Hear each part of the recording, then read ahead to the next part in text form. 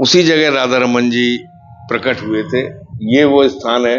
लकड़ी की बास्केट थी, उस बास्केट में उनको रखते थे और ये वो वृक्ष है, इस वृक्ष पर उस बास्केट को टांग दिया करते थे। ठाकुर जी मुस्कुराते हैं तो उनके दांत दिखते हैं। अभी आप फोटो खींचेंगे तो आपको दांत दिखें, अभी 2 घंटे बाद आप फोटो खींचेंगे तो दांत न दिखें। ये राधा रमन जी का एक चमत्कार है कि मैं जब उनको राधा रमन जी के चरणों में उंगली को लगाऊं तो वो बिल्कुल नस की तरह से, नब्ज की तरह से चले और मैं उसको हटा लूं तो वो नब्ज की तरह से वो मैं हटा लूं तो वो बंद हो जाए। खंबे में से नरसिंह प्रकट हो सकती हैं, तो आप क्यों नहीं इस शालिग्राम में से प्रकट हो सकती हैं? राधा रमन जी का प्राकट शालिग्राम शिला में से हुआ। मेरो राधा रमण गिरधारी, गिरधारी श्याम बनवारी। राधे राधे, मैं हूँ सौरभ। मैं आज इस वक्त यहाँ मौजूद हूँ जहाँ पर राधा रमन जी प्रकट हुए थे। यह वही स्थान है, यहाँ पर राधा रमन जी प्रकट हुए थे और आप इस जगह के दर्शन कीजिए। और हमारे साथ हैं यहाँ पर राधा रमन मंदिर के सेवायत श्री पद्मलोचन गोस्वामी जी। आइए इनसे बात करते हैं। राधे राधे। राधे राधे जी।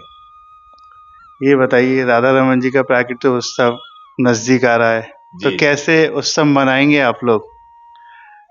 राधा रमन जी का ये 483वां प्राकट्य उत्सव हम लोग मना रहे हैं और आज हम जिस पवित्र स्थान पर बैठे हैं उसी जगह राधा रमन जी प्रकट हुए थे। आप देखिए, ये वो स्थान है जहां श्री गोपाल भट्ट जी जो है वो शालिग्राम शिला की पूजा सेवा करते थे और पूजा सेवा करने के बाद एक बास्केट थी, एक लकड़ी की बास्केट थी, उस बास्केट में उनको रखते थे और ये वो वृक्ष है, इस वृक्ष पर वो उस बास्केट को टांग दिया करते थे और ये वृक्ष आज भी मौजूद है और हमने इसको बड़ा ही संरक्षित करके रख रखा है। तो जिस समय राधा रमन जी 483 साल पहले गोपाल भट्ट गोस्वामी जी के पास थे और वो उनको लेकर वृंदावन आए, तो नरसिंह चतुर्दशी के दिन, ये जो नरसिंह चतुर्दशी आ रही है 11 तारीख को, 12 तारीख को राधा रमन जी का प्राकट्य उत्सव मनाया जाएगा इस साल।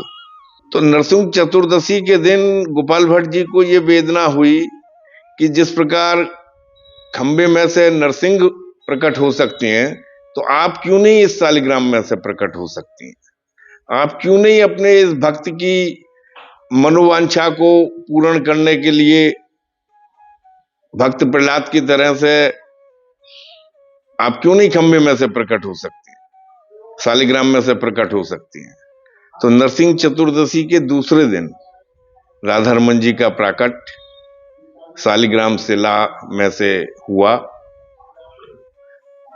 और उस समय के जो समकालीन गोस्वामी थे उन सबको बुलाया गया। राधा रमन जी का प्राकट्य उत्सव उस समय मनाया गया और राधा रमन जी का प्राकट्य उत्सव जो मनाया गया, सारे गोस्वामी थे,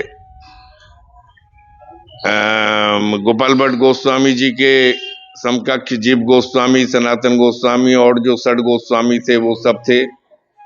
राधा रमन जी का अभिषेक हुआ, दूध, दही, बूरा, शहद, घी और 54 प्रकार की जड़ी बूटियों को, जब राधा रमन जी का प्राकट हुआ तो राधा रमन जी का जो प्राकट हुआ वो दिन के समय हुआ।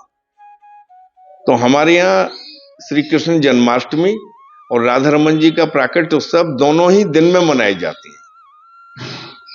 दिन के समय अभिषेक हुआ, 54 प्रकार की जड़ी बूटियां, दूध, दही इत्यादि से। उस समय वृंदावन का ये स्वरूप तो था नहीं। तो उस समय विशेष भोग जो लगाया जाता है, जो आप बता रहे थे, वो विशेष भोग तिल का लगाया जाता है। उस समय तिल जो है वो उपलब्ध होते थे, तो उन गोस्वामियों ने तिल और बूरा इसको मिला के उसका भोग लगाया, जो कि आज तक वो भोग राधा रमन जी के प्राकट उत्सव के दिन व श्री कृष्ण जन्माष्टमी के दिन तिल का भोग और पाग ये जरूर भोग लगती हैं। यही एक विशेष भोग उस दिन माना जाता है। और जो दैनिक भोग हैं वो तो लगते ही हैं, लेकिन ये एक विशेष भोग भी लगते हैं। और ठाकुर जी का उस दिन अभिषेक होता है, तो अभिषेक के दिन ठाकुर जी को क्या वस्त्र धारण कराते हैं, क्या अलग होता है आम दिनों के मुताबिक? श्री राधारमन जी का जब अभिषेक होता है तो उस दिन राधारमन जी अभिषेक की ड्रेस पहनकर तैयार रहते हैं अभिषेक के लिए। वो ड्रेस होती है सफेद रंग की उनकी धोती और सफेद रंग का उनका दुपट्टा, और बहुत ही अच्छा, बहुत ही खूबसूरत श्री जी का उस दिन का श्रृंगार रहता है, जो कि रोज के श्रृंगारों से भिन्न रहता है, जो कि रोज के श्रृंगारों से भिन्न रहता है। वो श्रृंगार धारण करते हैं, सफेद धोती और सफेद दुपट्टे में वो पूरे ड्रेस में अपनी में रहते हैं। उसके बाद जो है वो उनका अभिषेक जो है वो जो उस समय के सेवाधिकारी रहते हैं उनके द्वारा शुरू किया जाता है। श्री कृष्ण जन्माष्टमी और राधारमन जी के प्राकट्य के दिन कोई भी गोस्वामी श्री जी के चरण स्पर्श करने, श्री जी का अभिषेक कराने के लिए मंदिर में जा सकता है। हमारे यहाँ वैसे तो सारे लोगों की सेवाएं बटी हुई हैं, सारे लोगों की सेवाएं अपने अपने टर्न पर आती हैं। किसी की सेवा में अगर हमको जाना होता है तो हम उस सेवा वाले से, सेवाधिकारी से आज्ञा लेते हैं, तब उसकी सेवा में जाते हैं। लेकिन हमारे पूर्वजों ने ऐसी व्यवस्था बनाई है कि राधारमन जी के प्राकट्य के दिन और राधारमन जी के कृष्ण जन्माष्टमी के दिन आप सारे गोस्वामी जो मंदिर में चरण स्पर्शी गोस्वामी हैं, वह सब मंदिर में जाने के अधिकारी हैं। श्री जी को स्पर्श करने के, श्री जी को अभिषेक कराने के अधिकारी हैं। किसी की भी सेवा हो वो उसको बिना पूछे वो उस दिन अपने आराध्य की अभिषेक करने के लिए जा सकती है। अभिषेक होता है, अभिषेक के बाद ऐसा बताया जाता है कि ठाकुर जी को गोस्वामी समाज के लोग आशीर्वाद देते हैं, क्या ये सही है? जी, ऐसा हुआ था कि जब राधारमन जी का प्राकट्य हुआ था तो उस समय जो तत्कालीन गोस्वामी स्वरूप थे, उन्होंने श्री कृष्ण जन्माष्टमी अभिषेक की एक पद्धति बनाई और हमारे यहाँ पर उसी पद्धति के अनुसार ही अभिषेक होता है, जिसमें गंधाष्टक, बीजाष्टक, सुमंगली, तिल स्नान, चंदन स्नान, अर्घ, पाद्य, आचमन इत्यादि इत्यादि जड़ी बूटियों को इन सब अभिषेक सामग्री में मिलाकर दूध, दही, घी, शक्कर ये सब मिलाकर उनका अभिषेक किया जाता है। अभिषेक होने के पश्चात उनको दूसरी ड्रेस पहनाई जाती है, पोशाक धारण कराई जाती है। जो अभिषेक की पद्धति बनाई गई उसमें महाराजोपचार पूजन की एक विधि है। उस महाराजोपचार पूजन की विधि से ही श्री जी का अभिषेक होता है। महाराजोपचार विधि से ही श्री जी का अभिषेक होता है। तो उस पद्धति में एक जगह जिस तरह से एक बालक को, एक शिशु को जन्मदिन होने के उपलक्ष्य में उसको ब्राह्मण, वेदांती, वेद पाठी लोग आशीर्वाद देते हैं, तो ये भी एक उसका एक क्रम है कि हम सब गोस्वामी अपने लाला को, अपने राधारमन लाल को आशीर्वाद देते हैं कि लाला तेरा जन्म भयो, तू बहुत बहुत तो आशीर्वाद। अन्यथा ये एक पद्धति है, अन्यथा हमारी क्या सामर्थ्य है कि जो हम भगवान को आशीर्वाद दे सकें। लेकिन उस पद्धति के अनुसार, उस बात के अनुसार सब लोग जो है वो राधारमन जी को एक बाल रूप में, प्रकट होने के रूप में उनको आशीर्वाद स्वरूप, ये उस पद्धति का ही एक हिस्सा है।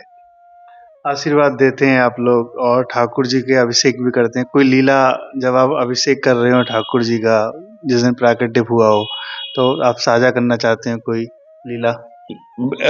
बिल्कुल, एक लीला मैंने मेरे साथ जो घटित हुई थी, मैं आज वो आपके साथ भी शेयर कर सकता हूँ उसको, कि जन्म पूर्णिमा का अभिषेक हो रहा था, राधा रमन जी के प्राकट्य के दिन अभिषेक हो रहा था। तो उस वक्त मैं मंदिर का सेक्रेटरी था। ये सेवा मंदिर की मेरे द्वारा की जा रही थी। जिस सेवाधिकारी की सेवा थी उस दिन, उस सेवाधिकारी ने मंदिर कमेटी में ये पत्र दिया कि मैं अस्वस्थ हूं, मैं सेवा में आने में अस्वस्थ हूं, मैं सेवा में नहीं आ सकता हूं, तो मेरी कृपया सेवा जो है वो पंचायत कमेटी करे। क्योंकि मैं सेक्रेटरी होने के नाते वो पंचायत कमेटी ने उस समय के राधा रमन जी के प्राकट्य उत्सव की सारी व्यवस्था की और उस प्राकट्य उत्सव को मनाने की तैयारियां की। जिस दिन प्राकट्य उत्सव था उस दिन मुझको सब लोगों ने कहा कि आप ही जो है वो ठाकुर जी को आज पकड़ के विराजमान होंगे, क्योंकि आप भी कमेटी के मंत्री हैं, आप ही जो है वो पकड़ के विराजमान होंगे। तो उस समय ये सेवा का सौभाग्य मेरे को प्राप्त हुआ कि मैं राधा रमन जी के चरण पकड़ के उनके पीछे बैठा हुआ था। कोई ना कोई गोस्वामी जरूर, आपने देखा होगा कि कोई ना कोई गोस्वामी राधा रमन जी को पकड़कर, उनके चरण पकड़कर जन्माष्टमी पर और राधा रमन जी के जन्मदिन पर एक गोसाई बैठा रहता है। तो ये सौभाग्य मुझको उस समय प्राप्त हुआ। मैं पकड़ के राधा रमन जी को बैठा हुआ था। तो मैंने क्या देखा कि मेरी जो ये तर्जनी उंगली है, इसका आगे का जो पूर्वा है, वो पूर्वा अगर मैं श्री जी के चरणों में स्पर्श कराऊं तो ऐसा लगे जैसे कि नब्ज चल रही है, क्या जैसे ये नब्ज चलती है, इस तरह से इस आगे के पूर्वे में मुझको महसूस हो। और मैं उसको हटा लूं चरणों में से तो वो बंद हो जाए, फिर मैं उसको लगाऊं तो वो फिर चालू हो जाए, फिर मैं उसको हटा लूं तो फिर वो बंद हो जाए। ऐसा मैंने कई बार ऐसा अनुभव किया। मैंने बहुत बहुत देर होने के बाद भी उसको लगा के देखा, लेकिन हर समय मैंने यही पाया कि मैं जब उनको राधा रमन जी के चरणों में उंगली को लगाऊं तो वो बिल्कुल नस की तरह से, नब्ज की तरह से चले, और मैं उसको हटा लूं तो वो नब्ज की तरह से वो मैं हटा लूं तो वो बंद हो जाए। तो ये प्रक्रिया करीब 3-4 घंटे अभिषेक चलता है। मैं इस प्रक्रिया को 3-4 घंटे तक अपनाता रहा, और अपनाने के बाद अंत में ऐसा कभी नहीं हुआ कि मैंने उसको लगाया हो वो न चली हो, वो उसमें नब्ज की तरह से न फील हुआ हो मेरे को। और मेरे को ये फील हुआ, मुझे मुझे मतलब नहीं, मैं तो इस काम को 4 घंटे तक श्री जी के चरणों में बैठ के ये सब इसका आनंद लेता रहा। अब गोस्वामी लोग थे, वो सब अभिषेक कर रहे थे, करा रहे थे, दे रहे थे, ले रहे थे दूध दही। मैं अपने ही काम में मगन था, अपनी ही बात में मैं अपना ही आनंद ले रहा था। घर जाकर मैंने अपनी माता से, अपनी पत्नी से इस बात का जिक्र किया। मुझे बड़ा ही इसका आश्चर्य हुआ कि मैंने 4 घंटे में कम से कम नहीं तो 20 बार मैंने उसको रोक के टेस्ट किया, लेकिन हर बार मैं फेल हुआ। तो मेरे तो ये सुन के ये समझिए कि रोंगटे खड़े हो गए हैं इस समय भी। मुझे बड़ा अच्छा ये अनुभव हुआ। आपने ठाकुर जी के ये बात बताई। एक ऐसा भी कहते हैं कि ठाकुर जी मुस्कुराते हैं तो उनके दांत दिखते हैं। ये हमारे ठाकुर जी का एक चमत्कार समझिए। ठाकुर जी की आप दिन में 20 फोटो खींचेंगे तो हो सकता है कि आपको 18 में दांत न दिखे, 2 फोटो में ही आपको दांत दिखे। अभी आप फोटो खींचेंगे तो आपको दांत दिखे, अभी 2 घंटे बाद आप फोटो खींचेंगे तो दांत न दिखे। ये राधा रमन जी का एक चमत्कार है। और वाकई मेरे पास भी इस प्रकार की फोटो मौजूद हैं जिसमें कि 3 दांत भी दिख रहे हैं, 5 भी दिख रहे हैं, 7 भी दिख रहे हैं, और बिल्कुल होठ भी बंद हैं। और अभिषेक के समय जब उनका अभिषेक होता है उस समय तो होठ ऐसे बंद हैं जैसे कि बच्चा मुंह को बंद कर लेता है कि मुंह में पानी न जाए। इस तरह से राधा रमन जी के होठ जो है वो बंद हैं। मेरे पास ये सारी फोटो जो मेरे मोबाइल में मौजूद है, मैं भक्तों को, लोगों को दर्शन भी कराता हूँ उसके। और वाकई ये एक उनका चमत्कार ही है, इसको भी आप एक उनका चमत्कार ही मानिए। हम जैसे ब्रजवासी और बाहर से जो भक्त आते हैं कहते हैं कि जब जैसे राधा रमन जी के दर्शन कर लेते हैं तो ऐसा लगता है कि क्या मिल गया, ऐसा ठाकुर कहीं भी ना है। तो क्या सही भाव होता है कि? नहीं, बिल्कुल सही बात होता है। राधा रमन जी की जो 500 साल से सेवा होती चली आ रही है, आज भी उसी तरह से सेवा उनकी चल रही है। हमने अपनी सेवा में किसी भी प्रकार का कोई भी रीति रिवाज, अपनी मर्यादा, अपना कर्तव्य हमने बिल्कुल नहीं तोड़ा है।